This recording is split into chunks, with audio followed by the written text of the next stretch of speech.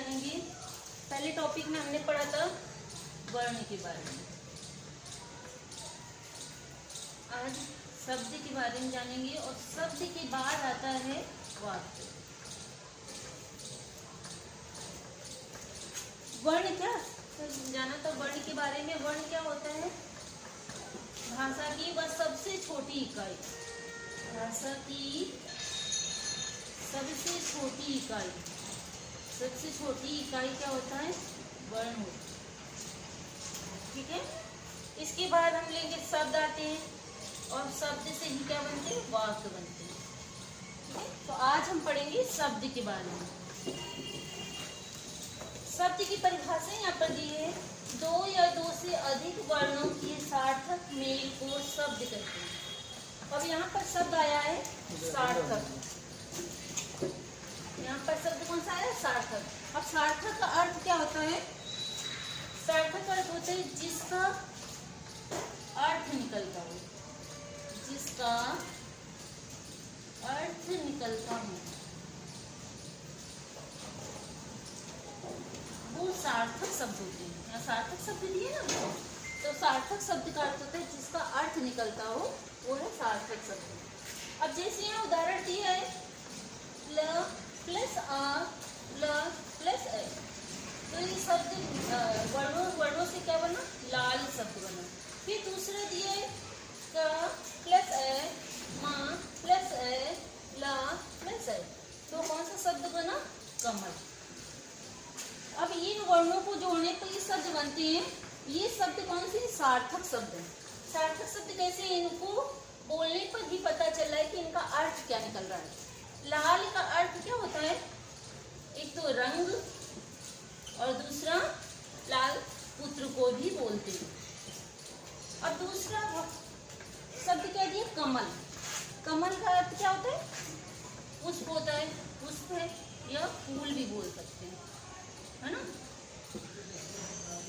तो ये है शब्द के उदाहरण। ठीक है, आज अब जानेंगे शब्दों के भेदों के बारे में। शब्दों के भेदों के बारे में देखो, शब्दों को 4 भागों में बांटा गया है। कितने भागों में बच्चों बांटा गया? 4 भागों में। सबसे पहले उत्पत्ति या स्रोत के आधार पर। किसके आधार पर? उत्पत्ति या स्रोत के। उत्पत्ति को ही स्रोत भी बोलते हैं। फिर दूसरा व्युत्पत्ति या रचना के आधार पर, तीसरा है प्रयोग के आधार पर और चौथा है अर्थ के आधार पर। सबसे पहले देखेंगे हम उत्पत्ति या स्रोत के आधार पर। इसको कितने उपभागों में बांटा गया है? इसके उपभेद हैं 5। कितने हैं? 5। सबसे पहले तत्सम शब्द, दूसरा है तद्भव शब्द, तीसरा है देशज शब्द, चौथा है विदेशी शब्द और 5वां है संकर। तो सबसे पहले देखते हैं तत्सम शब्द। तत्सम शब्द के बारे में जानते हैं। तत्सम शब्द क्या है? संस्कृत के वे शब्द। संस्कृत क्या है? हमारी मूल भाषा हमारी संस्कृत है। संस्कृत क्या? मूल भाषा कौन सी? हमारी संस्कृत है। संस्कृत को ही मूल भाषा बोलते हैं। तो सबसे पहले तत्सम शब्द। तत्सम शब्द क्या है? संस्कृत के वे शब्द जो हिंदी में ज्यों के त्यों लिख दिए जाते हैं वो तत्सम शब्द कहलाते हैं। इसमें उदाहरण में जैसे घृत, अग्नि,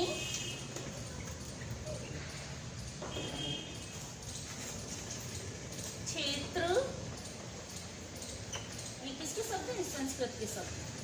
और इनको बोलने में भी कठिनाई होती है। जो शब्द बोलने में कठिन लगे वो तत्सम शब्द होते हैं। अब इसके बाद बच्चे पढ़ते हैं तद्भव शब्द। तद्भव शब्द क्या है? संस्कृत भाषा के वे शब्द जो हिंदी में आते आते कुछ बदलाव हो जाता है जिनमें, या हम ये भी कह सकते हैं आम बोलचाल की भाषा में कि जो आम बोलचाल की भाषा में प्रयोग किए जाते हैं वो तद्भव शब्द होते हैं। कैसे? इन्हीं के उदाहरण में देखो, घृत को क्या कहते हैं हिंदी में? घी, अग्नि को आग, क्षेत्र को खेत, ठीक है, आदि। ये तद्भव शब्द होते हैं। अब इसके बाद बच्चों पढ़ते देशज शब्द। देशज शब्द क्या है? सबसे पहले देखेंगे देशज का अर्थ क्या है। देखो देशज,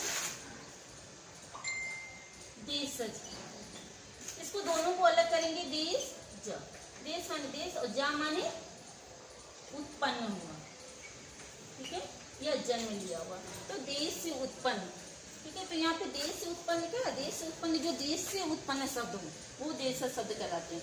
ये भी कह सकते हैं जो क्षेत्रीय भाषा के शब्द होते हैं उनको हिंदी भाषा में प्रयुक्त कर देते हैं, वो देशज शब्द कहलाते हैं। जैसे लोटा,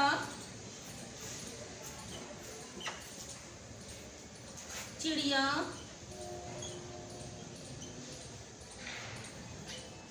खिड़की,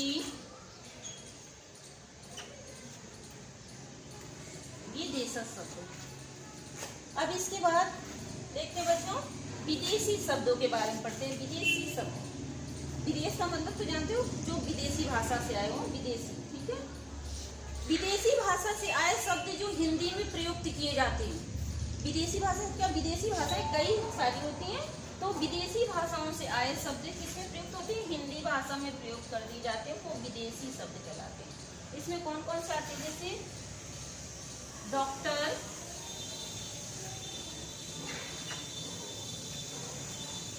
कॉलेज, चाय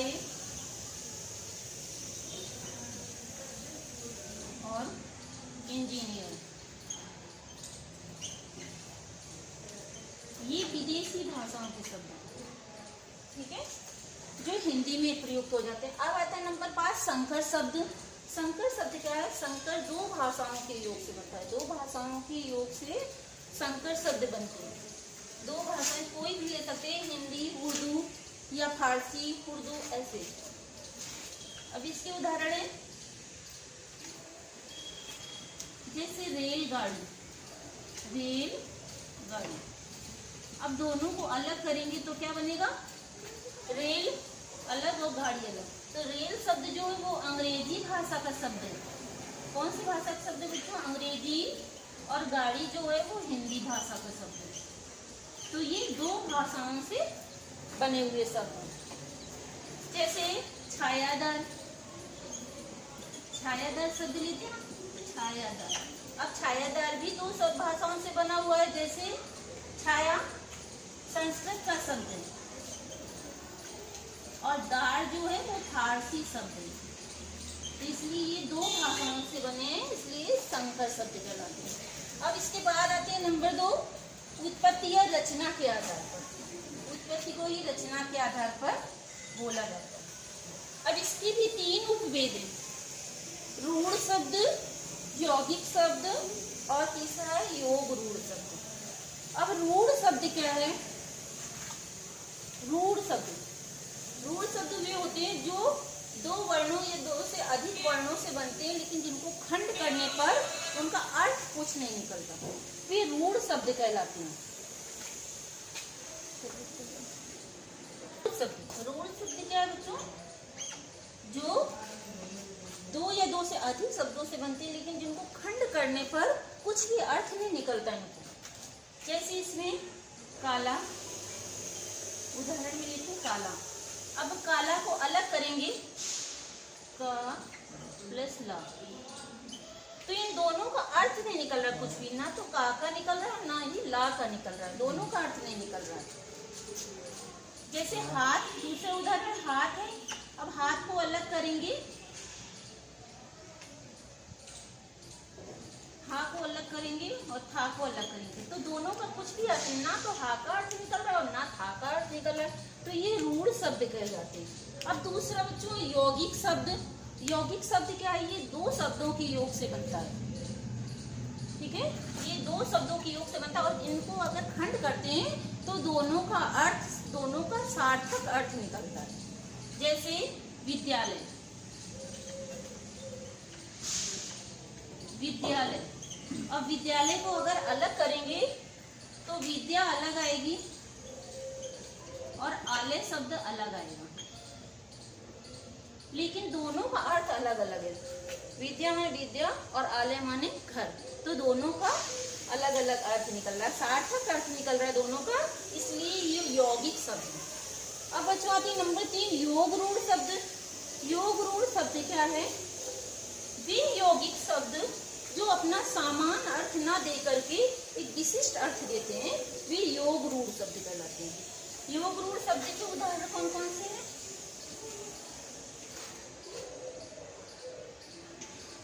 जैसे पीतांबर, पीतांबर। अब पीतांबर को दोनों को अलग करो तो पीतांबर पीला है अंबर, जिसका अर्थात कृष्ण। या दशानन ले लो, 10 है आनंद, जिसकी वो कौन है? जैसे रावण के लिए प्रयुक्त हुआ है। पंकज, पंकज। अब पंकज में पंख अलग करो, जा अलग करो। पंख का अर्थ होता है कीचड़,